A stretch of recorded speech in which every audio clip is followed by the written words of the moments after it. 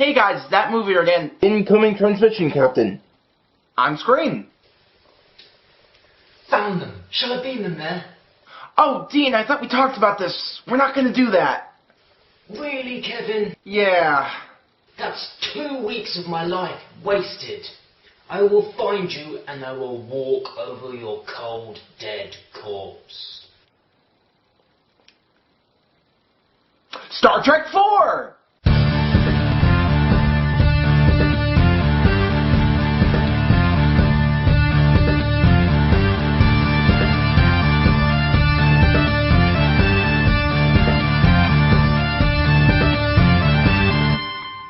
Hey guys, it's That Movie Nerd here, and I'm here to talk about Star Trek 4 as part of my countdown to Star Trek Into Darkness, reviewing all of the Star Trek films, and boy, this is a good one. Now, Star Trek 4, in my opinion, is the most impressive out of all the Star Trek films, simply because it takes this idea where if you just heard this idea, you would have thought this was a stupid movie, and you would think, oh, why would anyone make a movie out of this?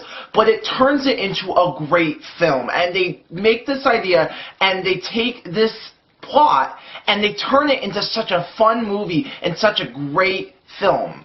Basically, the plot of this movie is Captain Kirk, Spock, and the crew of the USS Enterprise must go back to the 1980s in order to rescue the whales.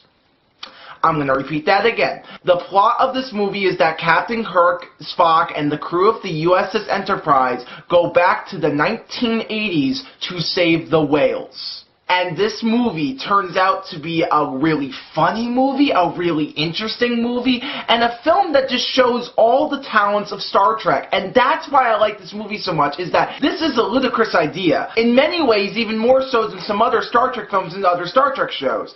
But it knows how to use that idea, and it shows that idea really well. The message is there about saving the whales and saving wildlife, but it's not hammered in your head, and the plot is just consistently interesting. Now, what's awesome about this movie is that this is the funniest out of all the Star Trek films, because it's really awesome to see Kirk, Spock, McCoy, and the crew interact with the 1980s. It's really fun to see Kirk yelling at other people in the 1980s and trying to get hip with the language. Same thing with Spock. It's especially funny with Spock. And it's also interesting to see Scotty react with 20th century technology and him trying to talk with a computer. That's hilarious.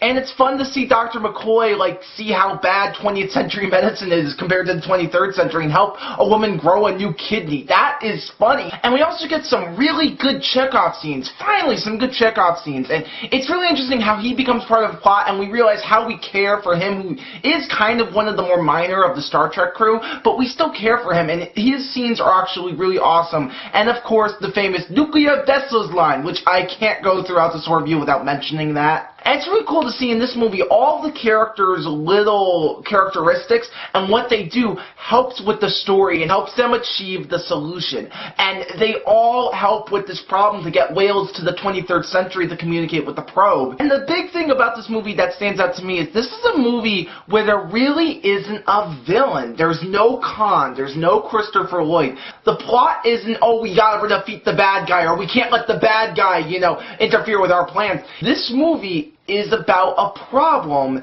and the crew of the Starship Enterprise trying to find a solution. And after seeing so many movies where it really is, oh, there's a villain and we gotta defeat the villain, and seeing a movie that's really just about these characters dealing with a problem, such as communicating with a probe or saving the whales, it's quite refreshing, and it really, really works. Leonard Nimoy again directs this movie, and he really believed in this message, which is why I think the film works, because he knows how to direct a Star Trek movie after Star Trek 3, and Nicholas Meyer came back to co-write the screenplay, and I read that he wrote all of the stuff in the 1980s, which is why it's so witty, why it's so funny, why the message is there, but it's not hammered in so much, and it's really an enjoyable movie. Catherine Hicks is in the movie, and she plays a new character called Dr. Jillian Taylor. And it's cool to see her interact with Kirk, flirt around with Kirk, and show her smarts as a whale biologist. Her character actually adds to the film as well. So overall, this is a really good-hearted movie, and I really do like this movie. This is one of the best Star Trek films.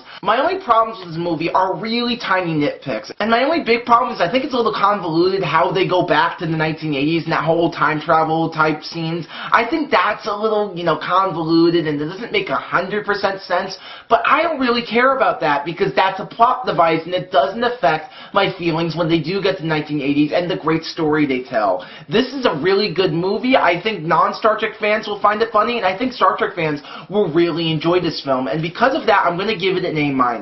This is a really funny movie. It's really enjoyable, and it's just fun to see the crew of the Star Trek Enterprise show their talents and show their characteristics and solve this solution while throwing in some very good jokes, very funny lines, and very memorable scenes. Alright guys, that's all I have to say about Star Trek 4, The Voyage Home. Comment below, tell me if you've seen this movie, if you like this movie, if you didn't like this movie. Talk to me, I love talking to you guys. And I also want to take a minute to give some shout-outs to some other people who are counting down to Star Trek in the Darkness. Media Salt, Shannon Riddler, and Gray1951. You guys, I love your reviews, and it's really interesting to see that we're all doing this together, so I'm going to post the links to their channels below. Check them out, check out their reviews if you want to see another opinion on all these Star Trek films. That's all I have to say until next week where I review Star Trek 5. Wow, I'm already going to go on 5. Wow, this is taking quite a while. And that's all I have to say. So with that, this is That Movie Nerd, signing off.